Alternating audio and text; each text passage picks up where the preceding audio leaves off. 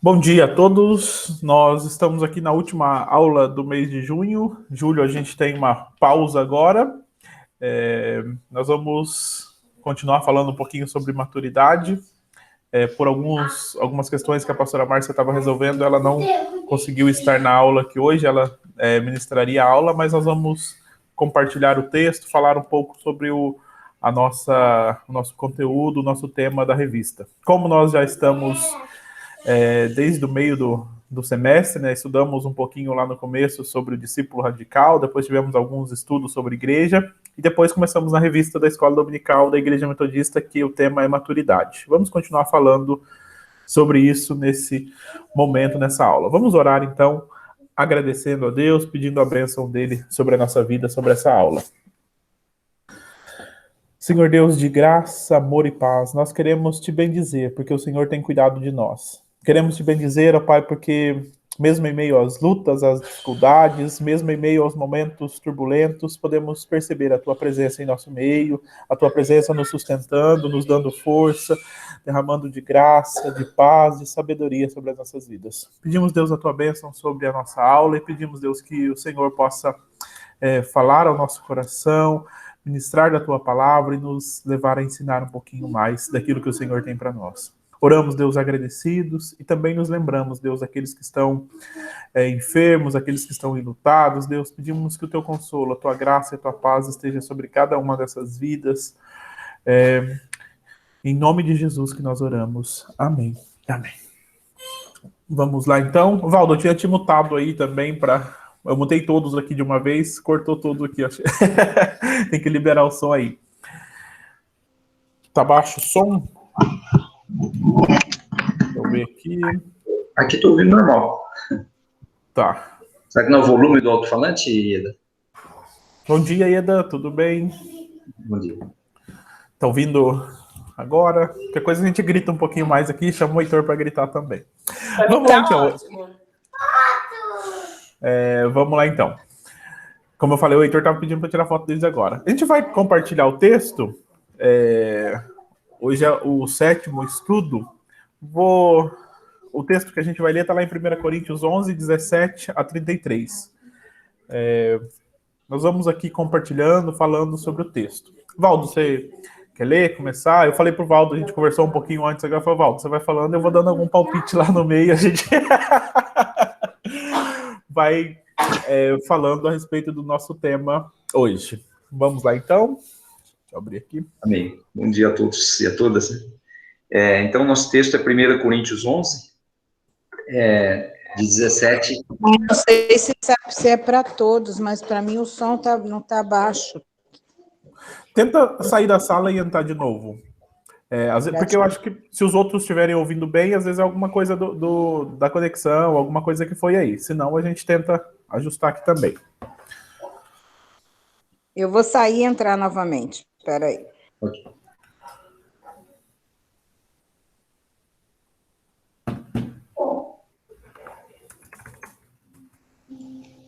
Então, vamos estar lendo esse texto, né, enquanto a Ieda também retorna aí, né? Então, o texto base da lição hoje, o tema da lição é maturidade e tradição, é baseada na carta aos primeiros Coríntios, na primeira carta aos Coríntios, né? E o texto base é no capítulo 11, versículos 17 a 33.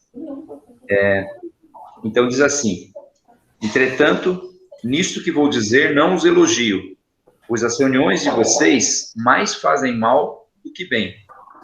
Em primeiro lugar, ouço que quando vocês se reúnem como igreja, há divisões entre vocês, e até certo ponto eu creio, pois é necessário que haja divergências entre vocês, para que sejam conhecidos quais entre vocês são aprovados. Quando vocês se reúnem, não é para comer a ceia do Senhor, porque cada um come sua própria ceia sem esperar pelos outros. Assim, enquanto um fica com fome, outro se embriaga. Será que vocês não têm casa onde comer e beber? Ou desprezam a igreja de Deus e humilham os que nada têm? Que direi? Eu os elogiarei por isso? Certamente que não. Pois recebi do Senhor que também entreguei a vocês, que o Senhor Jesus, na noite que foi traído, tomou o pão e, tendo dado graças, partiu e disse: Isto é o meu corpo, que é dado em favor de vocês. Façam isso em memória de mim. Da mesma forma, depois da ceia, ele tomou o cálice e disse: este cálice é a nova aliança do meu sangue. Façam isso sempre que o beberem em memória de mim. Porque sempre que comerem deste pão e beberem desse cálice, vocês anunciam a morte do Senhor até que ele venha. Portanto, todo aquele que comer o pão ou beber o cálice do Senhor indignamente será culpado de pecar contra o corpo e o sangue do Senhor. Examine-se cada um a si mesmo, e então coma do pão e beba do cálice. Pois quem come e bebe sem discernir o corpo do Senhor, come e bebe para a sua própria condenação. Por isso há entre vocês muitos fracos e doentes, e vários já dormiram. Mas se nós tivéssemos o cuidado de examinar a nós mesmos, não receberíamos juízo. Quando, porém, somos julgados pelo Senhor, estamos sendo disciplinados, para que não sejamos condenados com o mundo. Portanto, meus irmãos, quando vocês se reunirem para comer, esperem uns pelos outros. Amém, né? Esse texto aqui tem um texto que é muito conhecido, que é usado na ceia, né? Então, é o texto básico aqui do nosso estudo, para falar um pouco sobre a questão da tradição, né? Então, maturidade e tradição. Estamos estudando aí a questões doutrinárias, né? E hoje tem uma questão aqui que muitas vezes é polêmica dentro da igreja, né? Que é a questão da tradição. Né? Se a tradição... Não, nós temos que deixar de lado a tradição, seguir a Bíblia, né? Então, quando a tradição está contrária à Bíblia, de fato, temos que deixar de lado, né? Mas existem muitas coisas do nosso dia a dia que são, na verdade, coisas tradicionais, né? Elas vêm da tradição. Inclusive, esse termo tradicional na igreja, muitas vezes, pega uma discussão grande, né? Um lá é avivado, o outro é tradicional, como se, né, o tradicional fosse o não avivado, né? E, na verdade, a gente precisa, então, compreender bem essas questões relacionadas aí à tradição, né? Então, esse texto aqui, no nosso estudo, ele vai mostrar, na verdade, a discussão que está colocada aqui a gente também ter um equilíbrio, né, entre a inovação e a tradição. Quer dizer, nem tudo que é inovação é bom e nem tudo que é tradição é ruim. É nesse sentido, né? Lógico que a gente não vai se prender à tradição, a gente tem que se prender à palavra de Deus, né? E nesse sentido, a palavra de Deus também é tradição, porque, na verdade, a palavra de Deus é tradicional, ela é algo que nos foi dado já há um bom tempo, né? Mas, assim, se a gente pegar fora da palavra, aquilo que é tradição, nós não vamos nos prender a ela, nós vamos nos prender à palavra. Mas existem certas práticas, né, que são tradicionais dentro da igreja, e aqui Paulo está colocando uma delas, né, a questão da ceia, e nós colocou uma questão de uma tradição que existia na igreja de Corinto, né? Então, no nosso estudo aqui na lição da revista, tem um estudo feito com uma pastora metodista, chamada Daniele Federico, né, um estudo recente, 2018, onde ela, nesse estudo, ela conclui que a igreja lá de Corinto, ela se reunia para ceia numa casa de algum dos membros, elas revezavam essas casas, mas uma casa grande, que coubesse toda a comunidade. Portanto, eram geralmente pessoas de mais posse, que sediavam o momento aí da ceia, né? Então, essas pessoas, proprietárias dessas casas, eram pessoas com mais recursos financeiros, e geralmente eles dividiam, né, na tradição estabelecida lá pelos coríntios, né, eles dividiam dentro da casa em dois grupos. Então, geralmente eles dividiam em dois grupos, e aí na revista fala que um dos grupos era o grupo que tinham mais recursos financeiros, né, que eram da mesma classe social do anfitrião, né, e esses ficavam numa espécie de sala de jantar. E o outro grupo, que tinha menos recurso financeiro, ficava num local menos confortável, no átrio, inclusive sujeito às intempéries aí do tempo, né. Então, havia essa divisão, e o próprio alimento que era servido também tinha diferença, né? E aí, então, é que Paulo entra na questão de resgatar a verdadeira tradição da ceia. Na verdade, o verdadeiro sentido da ceia. E aí, então, ele coloca que o que eles estavam fazendo ali, aquilo não era participar da ceia do Senhor, né? Então ele coloca isso já logo no versículo 20, né? Quando vocês se reúnem, não é para comer a ceia do Senhor. Na verdade, ele estava dizendo que as pessoas estavam indo lá e uns comiam, outros ficavam com fome, né? Outros se embriagavam, né? E aí ele faz uma exortação, fala, não é isso, vocês não têm a casa de vocês para comer, para beber, né? Então a primeira questão colocada aqui do aspecto da tradição, ele levanta esse problema, uma nova tradição que estava sendo colocada, portanto a gente pode chamar isso de inovação, que a igreja de Corinto estava fazendo, que estava contrário aos ensinamentos, né?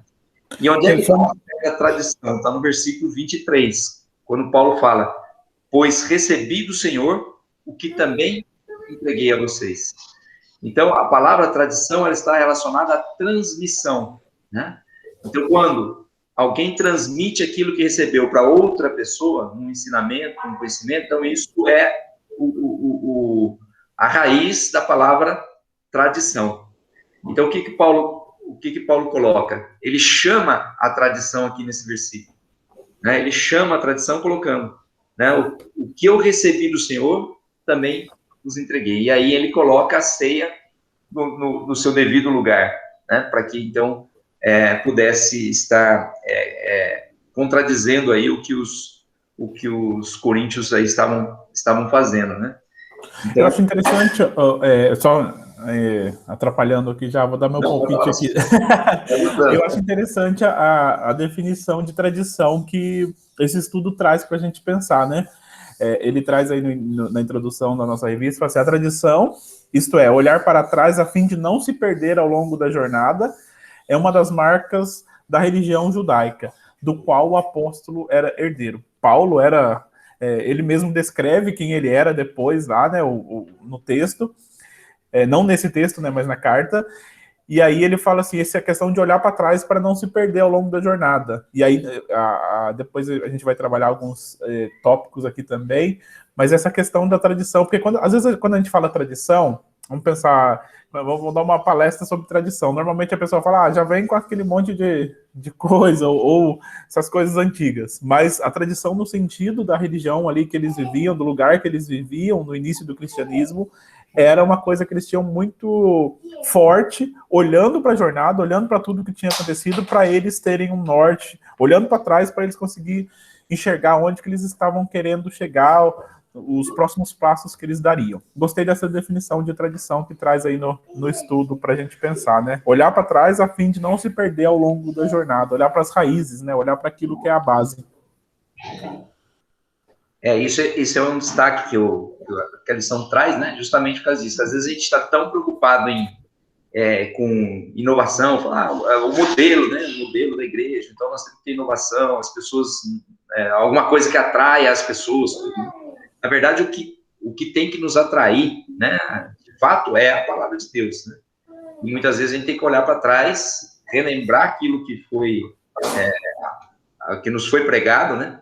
E Paulo fez isso aqui nesse texto, quando ele fala no versículo 23, né? Pois recebi do Senhor que também entreguei a vocês.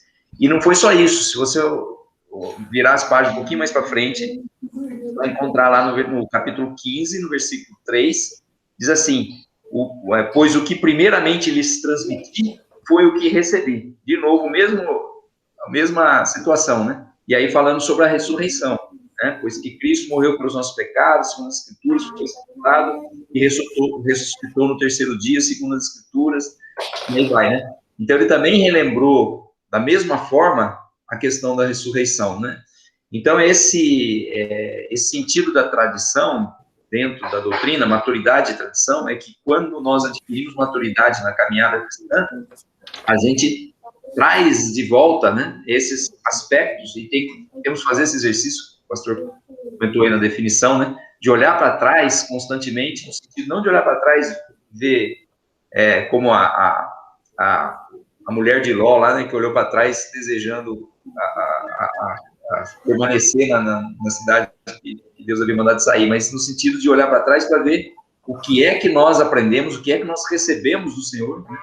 E muitas vezes nos desviamos, muitas vezes acabamos tomando outro rumo, né? Às vezes por conta dessa palavra aí, inovação, essa busca constante da inovação, tem que ter um equilíbrio, né? Porque o próprio Salomão já dizia, né, que não há nada novo embaixo da terra. Né? Na verdade, mesmo a inovação, ela é, na verdade, novos formatos que são dados para as coisas que já existem, né? Lógico, nós temos a nossa capacidade criativa, porque Deus nos deu, né? Deus é criador, Ele nos fez a sua imagem e semelhança. Nós temos essa capacidade também de criar coisas, né?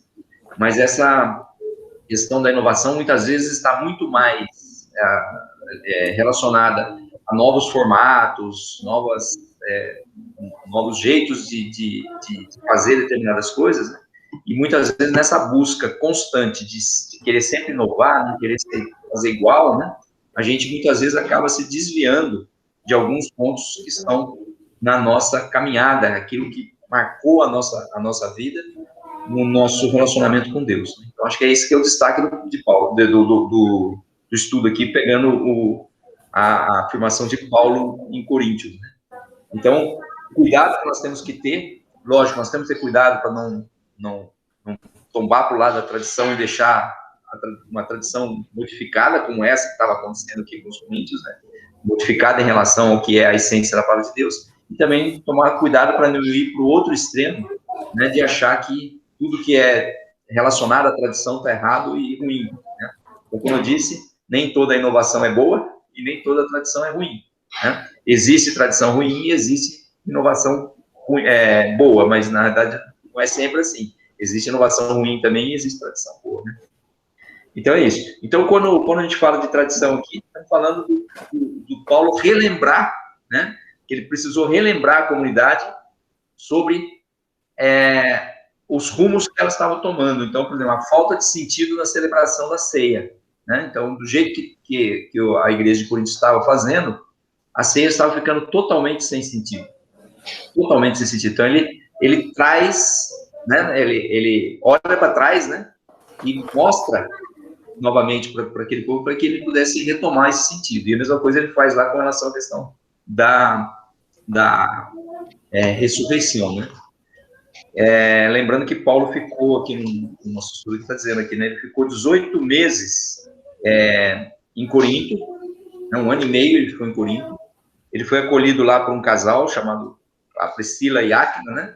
Que o acolheram lá e que estavam organizando a igreja naquele local, e ele ficou durante 1 ano e meio. E depois foi embora. E aí, então, é uma igreja que deu bastante trabalho para Paulo, né? 1 ano e meio ele ficou lá. Quando ele foi embora, né, ele engorou bastante, né, e aí ele precisava toda hora intervir, né, de relembrar. Então, isso é nesse aspecto que a gente coloca aí a tradição. Então, Paulo recorre à tradição, né, para educar a comunidade em relação a esses aspectos. Então, acho que esse que é o ponto que está colocado aqui, né? Uma coisa legal da gente lembrar também, quando a gente fala de tradição e metodismo, Wesley, ele tinha, nós conhecemos hoje como o quadrilátero wesleyano, que eram cinco, na verdade, é o quadrilátero com cinco pontos, né? A Bíblia no centro, que é a palavra, acho que é o primeiro destaque que a gente vai comentar também, mas um dos pontos, né, ele fala que a teologia metodista, a teologia wesleyana, tinha por base a criação, a experiência, mas a tradição também como ponto fundamental, tradição das escrituras, tradição do cristianismo para fundamentar a sua religião. Lembrando aqui também dessa questão da tradição na organização do metodismo, na organização do pensamento de Wesley. Legal. E a tradição sempre tem que ser testada. Sim. Pela palavra, né? Quer dizer, na verdade, eu acho que é nesse sentido a tradição de acordo com a palavra de Deus, de acordo com a Bíblia de Deus. Com a Bíblia, ela é útil para a nossa vida, né? Agora, lógico, se for uma tradição que é contrária, ela choca com a palavra de Deus, como tem muitas tradições que foram introduzidas, aí sim, elas precisam ser revistas. Como essa aqui que estava virando uma tradição, né? Essa questão dos coríntios se reunirem nas casas para fazer a ceia dessa forma, né? Com essa segregação de acordo com a posse, etc. Então, isso também estava virando uma tradição, né? Então, mas a tradição, ela é parte Na verdade, a nossa lição fala, né, que a tradição, ela está presente em muitos aspectos da nossa existência, inclusive na questão da espiritualidade, né? E, inclusive, na espiritualidade. A gente precisa ter a busca desse... testar nessa tradição de acordo com a palavra de Deus e a busca do equilíbrio, né, justamente para não pender só para um lado, né, e com isso perder o sentido das outras coisas. Né? O nosso estudo, ele vai falar aqui, ele vai destacar 3 aspectos relacionados à tradição. Né? Então, eu vou ler aqui esses aspectos para a gente estar conversando. Primeiro, o fundamento da tradição cristã é a fé baseada na palavra. O fundamento da tradição cristã é a fé baseada na palavra. Então, tradição que não vem pela fé na palavra de Deus é uma tradição que não é útil, é algo que muitas vezes pode até nos levar para fora da vontade de Deus, né?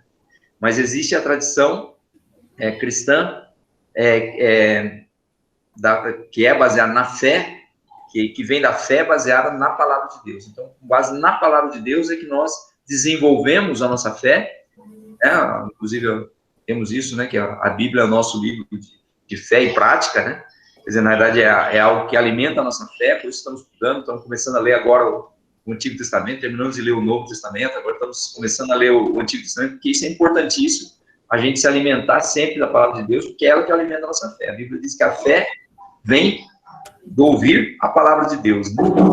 A palavra é que vai nos alimentar a fé. Não adianta a gente pedir para Deus mais fé se a gente não se alimenta com a palavra, né? E então esse é o fundamento, né? Então aqui diz que as tradições da igreja, especialmente as que dizem respeito aos rituais, elementos litúrgicos, né? São termos que muitas vezes a gente nem gosta muito de falar, né?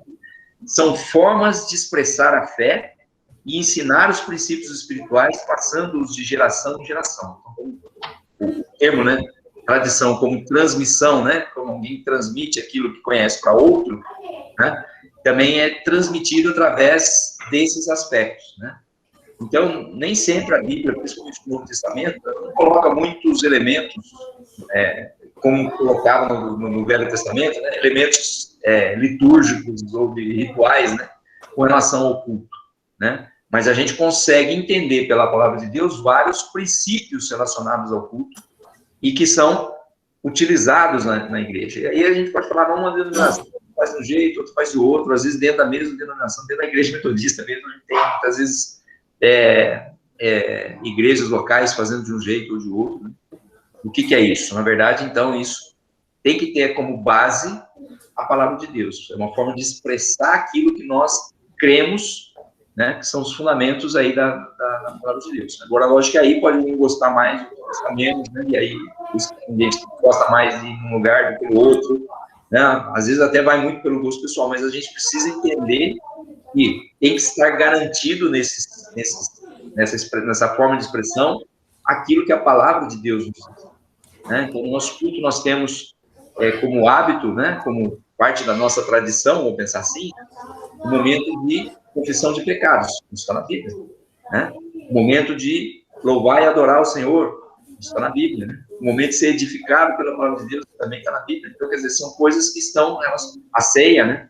Então, isso são coisas que estão enraizadas, né, na palavra de Deus, né? Então, acho que esse que é o aspecto fundamental aqui, né?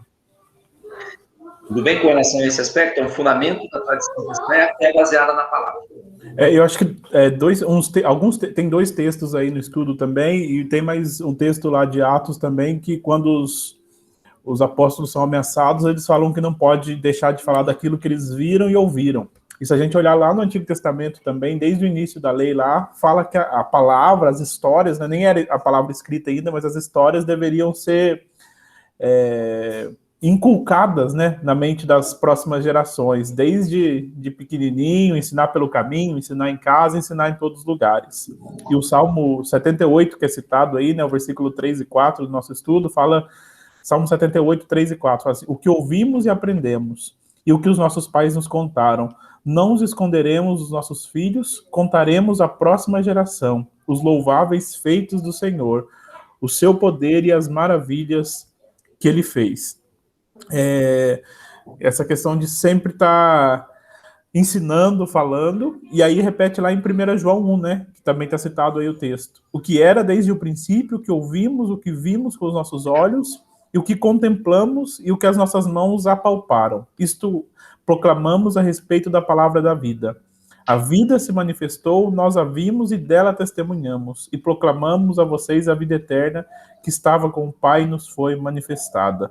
Nós lhe proclamamos o que vimos e ouvimos, para que vocês também tenham comunhão conosco. Nossa comunhão é com o Pai, com o Filho e com seu Filho, Jesus Cristo. Que são os dois textos aqui que falam sobre essa questão desse fundamento da tradição baseado na palavra, né? De sempre passar às próximas gerações esses princípios espirituais contidos na palavra de Deus. Não é uma tradição morta, mas é uma forma de ensinar aquilo que Deus fez, os louváveis feitos do Senhor, como diz o Salmo 78, às próximas gerações.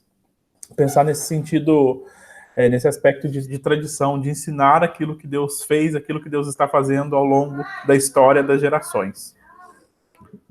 Só atrapalhando aqui, Alvaldo. A Patrícia comentou aqui que esse primeiro texto, né, Salmo 78, inclusive tem um cântico, né, que tradicional. Não é da minha época. Não é da minha época. Do tempo da Patrícia aqui.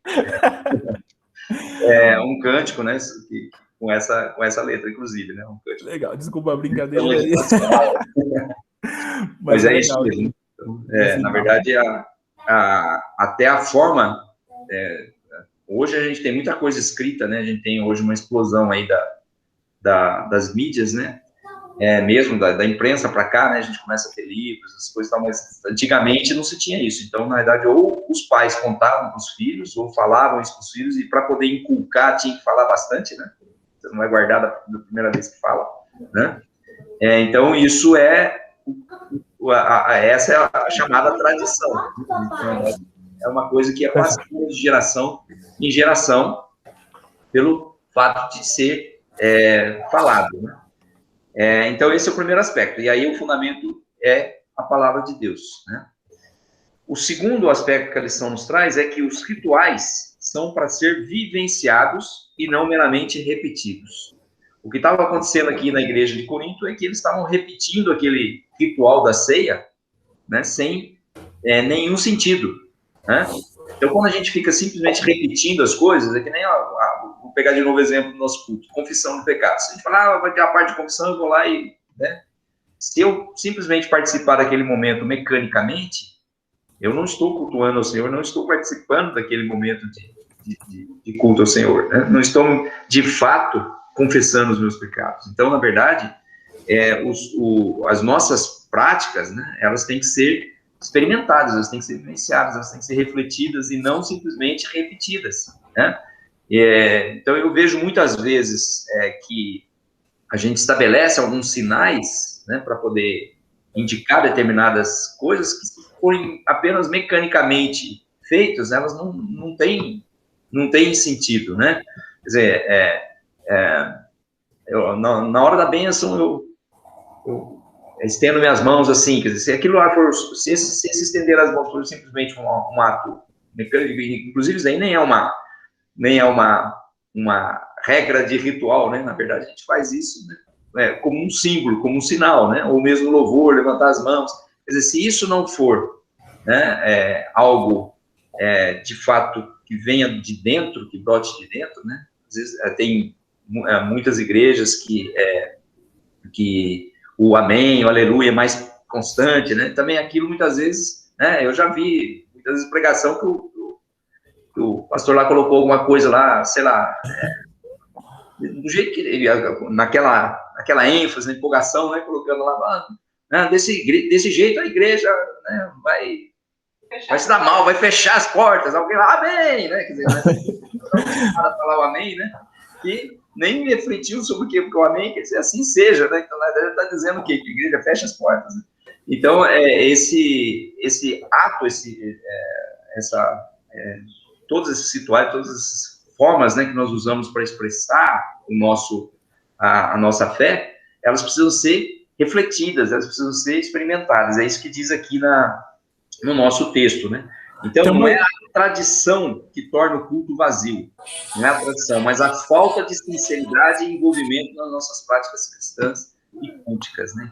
Então, tem um livro muito interessante, eu não sei onde que tá, faz tempo que eu tô procurando ele para ler de novo, que ele conta uma história de uma tradição, assim, uma igreja, ele tá trabalhando justamente essa questão de tradição, inovação, algumas coisas assim. Ele conta, assim, que tinha uma igreja que tinha um caseiro que morava no fundo, e toda vez que ia começar o culto, ele pegava o gato e amarrava no portão da frente da igreja. E todo domingo o pessoal chegava para o culto, o gato estava amarrado lá. E depois o caseiro faleceu. E aí falou, e agora? Quem que vai amarrar o gato? E aí ficou aquele desespero, né? Sem amarrar o gato, o culto não pode começar. E aí alguém foi lá, conseguiu pegar o gato e amarrar no mesmo lugar que ele amarrava todo domingo. E depois o gato morreu também. Falou, agora a gente tem que achar outro gato, porque a igreja não funciona sem esse gato amarrado no portão. O gato tem que estar amarrado no portão aqui para começar o culto. E aí alguém um dia perguntou, falou, por que vocês alguém chegou novo na igreja, né? Por que vocês amarram esse gato aqui no portão da igreja todo domingo? Falou, deu um trabalho pra gente achar um gato novo, o gato original tinha morrido já. E aí alguém que conhecia, e eles foram, aí então, a partir dessa pergunta, eles foram pesquisar por que o gato era amarrado no portão da igreja todo domingo antes do culto. E aí alguém tinha conversado com o caseiro que o gato começou a atrapalhar os cultos. Lá em tempo antigo, o gato começou a entrar no meio do culto e ficar andando entre as pessoas e atrapalhava o andamento do culto. Por isso que antes do culto ele amarrava o gato lá fora. Ou seja, eles pegaram uma tradição que não tinha nada a ver, fizeram uma coisa. Segundo ponto, fala dessa tradição sem vida, sem um coração, sem um sentido algum. E aí eles descobriram, então, que o gato só ficava amarrado lá porque ele atrapalhava o culto. Não que necessariamente tinha que ter um gato amarrado, senão o culto não ia funcionar. E aí essa questão, né? Não é uma repetição porque alguém fez um dia, porque alguém ensinou de uma forma, mostrou alguma coisa de uma forma que deve ser feito sempre daquele jeito, mas é alguma coisa que vem do coração, alguma coisa que expressa alguma coisa a respeito da palavra de Deus. Só uma historinha que eu lembrei aqui de um livro que eu li. Igual cortar o rabo do peixe e pôr em cima, porque o forno era pequeno, né, Ieda? Eu acho que tem a ver com essa pergunta também, né? Quando Jesus fala das orações, de vãs repetições, né? Eu vou repetir, mas por que eu estou repetindo? Porque alguém me ensinou a repetir. Não, eu tenho que ter uma experiência, né? Eu tenho que não é simplesmente repetir ou fazer uma declaração ou participar de alguma coisa, mas é uma coisa que precisa ser vivenciada, né? Acho que tem tudo a ver. É que nem hoje tem muitas, principalmente as igrejas da mídia aí, né? Colocam o copo d'água, né, em cima da televisão, lá na hora da oração. Hoje, agora não dá nem para colocar mais em cima da televisão, porque já atrapalharam a tradição. Mas a tradição começou quando eu colocava em cima da televisão. Acho que o Márcio quer falar. Márcio.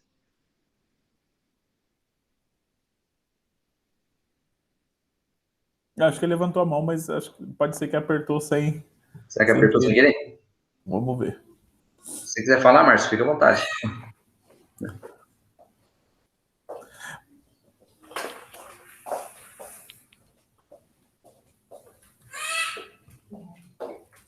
Bom, não tocando então. Aí se o Márcio, se for mesmo para quiser falar alguma coisa, fique tranquilo para falar a hora que quiser. Então esse é o segundo ponto, né? É o ponto da... já vi muito nessa época quando era criança, exatamente. Então, na verdade, essa é uma tradição, né? Que não tem problema de beber água, mas na verdade também não tem nenhum especial a água que está colocada ali por causa da... Então, às vezes, a impressão que tá... É que nem a questão da bênção que eu comentei, né? Quer dizer que se a pessoa não estender a mão no momento que o pastor está dando, isso significa que não vai ser abençoado, não vai receber a bênção, né? Quer dizer, então, acho que é algo que a gente precisa estar pensando. Quer dizer, não é o sinal, não é o exterior, não é aquilo que a gente faz como manifestação de expressão da nossa fé que vai fazer com que o nosso relacionamento com Deus se dê de verdade. Mas sim a nossa fé, a nossa sinceridade, a nossa comunhão com Deus, é isso, né? Aí ele está colocando aqui que o pastor está dizendo que a avó dele colocava em cima do rádio, né, o copo d'água, e aí ele está colocando que a mãe dela ouvia as mensagens e depois tomamos a água, é isso. Então, é uma tradição, que acaba virando uma tradição, né?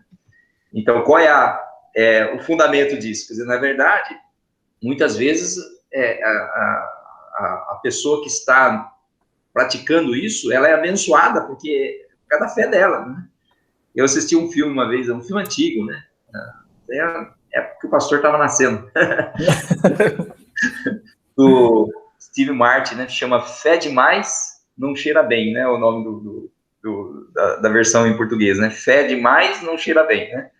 E, na verdade, ele era um pastor charlatão e que ele combinava com as pessoas nos cultos lá, as pessoas levantavam, pessoas que eram paralíticas se levantavam, começavam a andar, tudo, e ganhava dinheiro com isso, né?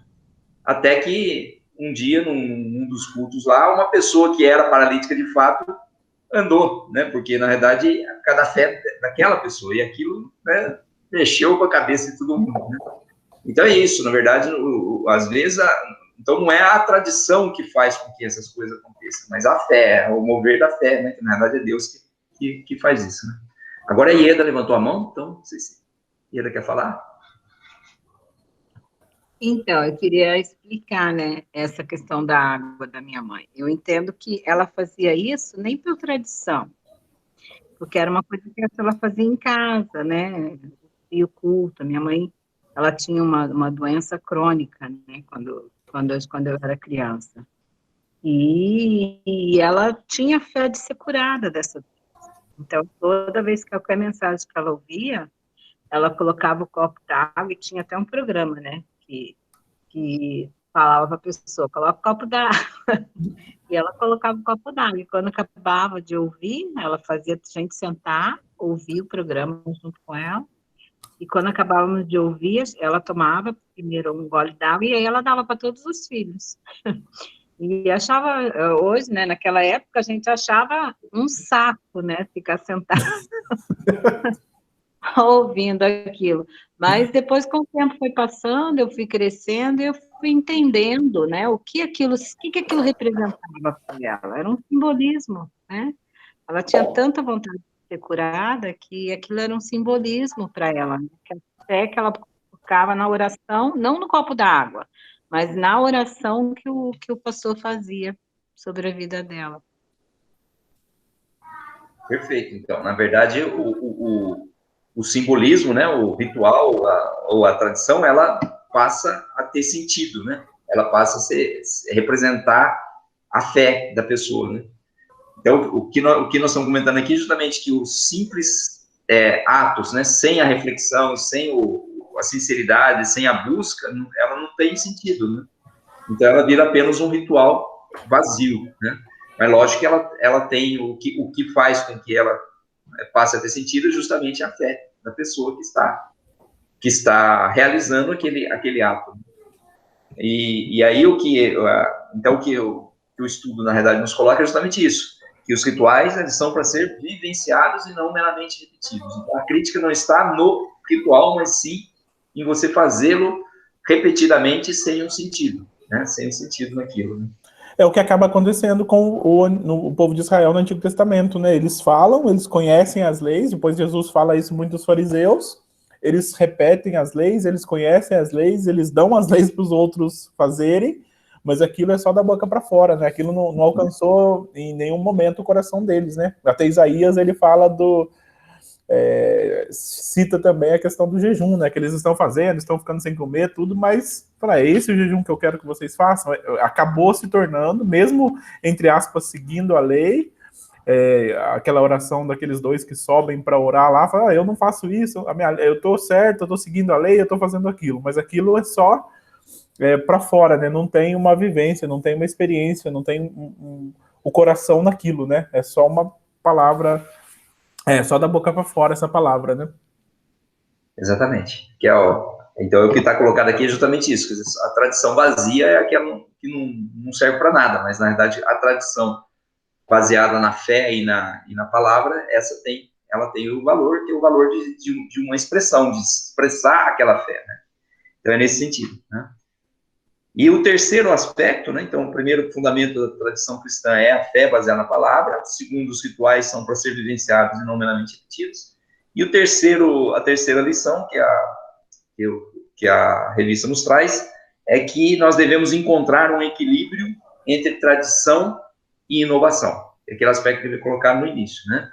Quer dizer, nós temos que buscar um equilíbrio entre tradição e inovação. Não é desprezar todos esses aspectos da tradição, né? Tudo que é tradicional, e nem dizer que tudo que é inovação é boa. Tem muitas inovações que não são boas, tem muitas coisas que são introduzidas muitas vezes na vida da igreja que não ajudam, né, no desenvolvimento da fé, né? Então, maturidade é ter esse equilíbrio, né? Então, o que nosso estudo está dizendo, se por um lado é preciso reconhecer o valor e o lugar da tradição, por outro precisamos entender que Deus nos faz pessoas distintas e criativas, e o Espírito Santo pode inspirar novas formas de vivenciar e proclamar as tradições fundamentais. Então, aí coloca, né, fala de você colocar um ritmo novo, uma música antiga, tradicional, tal. Quer dizer, a gente tem visto muitas dessas coisas, né? Então, o importante é ter esse equilíbrio, né? Mas na sociedade que nós vivemos hoje, nós temos um fenômeno aí, né, que é um fenômeno da atualidade, que é desprezar a tradição, né? Quer dizer, hoje nós vivemos num mundo em que tudo que é tradicional, ele perde valor, né? E, na verdade, é uma busca sempre de coisas novas, e de fazer coisas novas, só que, na verdade, esse novo a gente percebe, né? Quem tem já um pouco mais de idade percebe que esse novo não é tão novo assim, né? Quer dizer, na verdade, ele não passa de repetições com novas roupagens apenas, né? De práticas antigas, né? Então, é aquilo que eu falei lá de acho que Eclesiastes, né? Que fala, né? Que a Eclesiastes, que Salomão comenta, né? Que não há nada novo embaixo da terra, né? E que fala que tudo é vaidade, né? Então, na verdade, o que ele está querendo dizer é que, na verdade, as pessoas tentam fazer coisas novas, mas, na verdade, acabam caindo sempre nos mesmos problemas, nas mesmas coisas, né? Então, esse aspecto que está colocado aqui no nosso estudo é importante da gente estar, vamos dizer assim, centrado mesmo na palavra de Deus, e não já pré-julgando, né? Alguns, né, pré-julgam que tudo que é da tradição é ruim e tudo que é inovação é bom, e outros pré-julgam o contrário, né? Os mais tradicionais, né, que tudo que é da tradição é bom e tudo que é inovação é ruim, né? Na verdade, é buscar um equilíbrio. Tem coisas boas na tradição? Tem coisas boas na inovação? Tem. É essas que nós temos que pegar, e não as más, né? Como diz a palavra, né, que a gente tem que reter o que é bom, né? E seja ele tradicional ou seja inovador, né? Então, acho que é nesse sentido que está colocado aqui esse aspecto da nossa lição. E aí ela conclui dizendo, usando de discernimento e maturidade, podemos aproveitar o melhor da tradição e experimentar a novidade gerada pelo Espírito de Deus. Então, acho que é isso que nós temos que buscar como igreja, né, madura, é justamente desfrutar, né, daquilo que é bom, que vem da tradição, e daquilo que é bom da criação, da inovação, que a gente tem esse Espírito, né, o Espírito de Deus, ele produz em nós muita coisa nova, né? Assim como a própria palavra diz, né, se alguém está em Cristo, é nova criatura, né? Então, é nova mesmo, aí é uma coisa nova mesmo, né? É uma novidade de vida que nós passamos a viver. Mas essa novidade de vida não depende de ter coisas novas para a gente poder estar experimentando essa novidade de vida. A gente pode experimentar novidade de vida mesmo nas coisas tradicionais, né? Nas coisas que a gente já vinha fazendo, e de repente Deus dá um novo sentido para nós, né? Alguém quer colocar alguma coisa sobre esse terceiro aspecto aí? Inovação e tradição, equilíbrio? Eu acho que essa questão mesmo, eu sempre falo que os extremos são perigosos, né? Isso em qualquer área da nossa vida, trabalho, os extremos são sempre perigosos. E esse extremo, a gente está diante de mais um extremo, né? A tradição, que às vezes se torna um tradicionalismo, e a inovação, né? E eu acho que o ideal, especialmente numa época de mudança como essa que a gente está vivendo, a gente vai encontrar maturidade quando a gente encontrar esse equilíbrio, né? Falar, ó, tem coisa boa aqui, tem coisa boa aqui, tem coisa ruim aqui, tem coisa ruim aqui. Mas qual que é o equilíbrio? Sempre baseado, né? Voltando do primeiro destaque que a gente fez, baseado nas verdades bíblicas que são a base de tudo. Mas eu acho que é fundamental para nós, como igreja, aqui nesse ano de 2021, nessa situação que a gente está vivendo no mundo, encontrar esse equilíbrio, né? Para manter a nossa caminhada firme. A Ieda fala que o equilibrista segura a vara pelo meio e não nas pontas. Exatamente. Senão ele cai. Muito bom. Muito boa frase, muito boa reflexão. Mas é isso mesmo, é a gente encontrar esse equilíbrio, né? Tá, a gente precisa inovar, tá? Precisa, é necessário pelo tempo que a gente está vendo. Se a gente for falar de culto, a gente teve que inovar, teve que fazer culto pela internet, tem que fazer aula aqui pelo Google Meet, senão a gente estava sem. Mas, ao mesmo tempo, tem coisas da tradição que a gente não abre mão, não pode abrir mão, não tem como. São verdades bíblicas, princípios que norteiam a nossa caminhada. É esse equilíbrio mesmo que a gente tem que procurar encontrar na nossa vida e na nossa igreja, nossa caminhada, né? Perfeito. E aí, para concluir, né, a conclusão da nossa revista, ela coloca que Paulo utilizou da tradição para relembrar, educar, né, a comunidade que estava se desviando do caminho. Então, na verdade, se a gente for olhar bem, né, o que a gente percebe é que toda vez que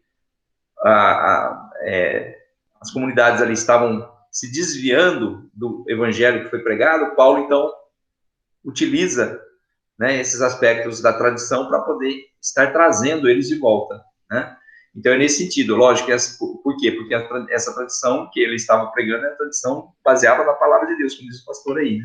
Se não fosse uma tradição, se for uma tradição, né, uma coisa criada por homens, de fato, não vai ter esse papel, né? Não vai ter essa função de educar para trazer de volta o povo para o caminho do Senhor, né? Então, a conclusão que a lição chega é que o apóstolo, como o tema maturidade e tradição, né, é que o apóstolo se tornou maduro por meio dessa tradição que ele recebeu, e com isso ele manteve sua memória aquecida, bem como a das pessoas que o ouviam, enfatizando o que não pode ser esquecido e nem negociado. As cláusulas pétreas, né, que a gente chama aí, né, do evangelho. Quer dizer, na verdade, aquilo que era fundamental, ele então manteve e e lembrava, né? Ele não deixava que as pessoas esquecessem, as comunidades que foram criadas aí nas viagens missionárias, né? Que ele fez juntamente com outros apóstolos, né? Para que eles não se perdessem, né? Então, acho que esse que é o objetivo, né? O equilíbrio entre a inovação e a tradição, né? É sempre no sentido de fazer com que a gente não se desvie, no sentido de andar sempre no caminho do Senhor, né? O risco de pender sempre para o lado da inovação é a introdução de novas doutrinas, né? Que não são as doutrinas da palavra de Deus, né? E o risco do extremo da tradição é se prender em doutrinas que foram criadas por homens lá atrás e que talvez práticas apenas que eles criaram e que acabam se tornando como fundamentais, como a ideia do gato lá no portão da igreja, né? Na verdade, ela não tinha nenhuma relação com o culto a Deus, né? No entanto, pela prática, ela se tornou uma tradição que precisava ter, senão o culto não acontecia. Então, acho que esses dois perigos é isso que a lição nos chama atenção, para não cair nesses dois perigos e utilizar a tradição como forma de expressão da nossa fé em Deus, baseada na palavra, e como forma também de nos trazer de volta quando novos ventos e doutrinas batem, né, sobre nós, para que a gente possa se manter firme na caminhada em direção aí à vontade de Deus, né? Acho que é isso, pastor. Não sei se o senhor quer acrescentar alguma coisa. Não, é isso mesmo. Se alguém tiver alguma pergunta, comentário, fala, fique à vontade. Senão nós oramos encerrando e o Heitor quer participar da foto desde o começo. Mas é isso mesmo. A pastora Márcia também pede oração, que ela está resolvendo alguns problemas, teve que viajar para o sul, resolver alguns problemas familiares lá, e ela pede oração também. Ela ministraria a aula hoje, mas não está presente. Então vamos orar encerrando, agradecendo e orando também pela vida da pastora Márcia, e orando para que Deus nos dê força, graça, sabedoria e equilíbrio para continuarmos caminhando. Amém. Senhor Deus, nós te louvamos por essa manhã, por essa aula, por esse momento, por aprendermos a tua palavra, por lermos a tua palavra. Pedimos, Deus, que o teu Espírito Santo continue falando conosco através da tua palavra que nós lemos, através da tua palavra que o Senhor tem colocado em nosso coração, que possamos crescer, ó Pai, nos tornarmos cada dia mais maduros e aprendermos daquilo que o Senhor tem para nós. Colocamos, Deus, a vida da pastora Márcia nas tuas mãos, colocamos toda a sua família, Deus, seu filho. Pedimos, Deus, que a tua graça, que o teu amor esteja alcançando, fortalecendo, dando direção, sabedoria em cada decisão, ó Pai. Nós agradecemos por cada pessoa que está presente aqui nesse momento, aqueles que acompanharão depois desse momento, essa aula, que a tua graça, que o teu amor possa sempre nos conduzir, ó Pai, para que possamos nos lembrar, ó Pai, dos princípios da tua palavra e anunciarmos o teu evangelho com graça e sabedoria, Pai. Nós oramos agradecidos e pedimos a tua bênção em nome de Jesus. Amém e amém. Vamos lá, quem puder abrir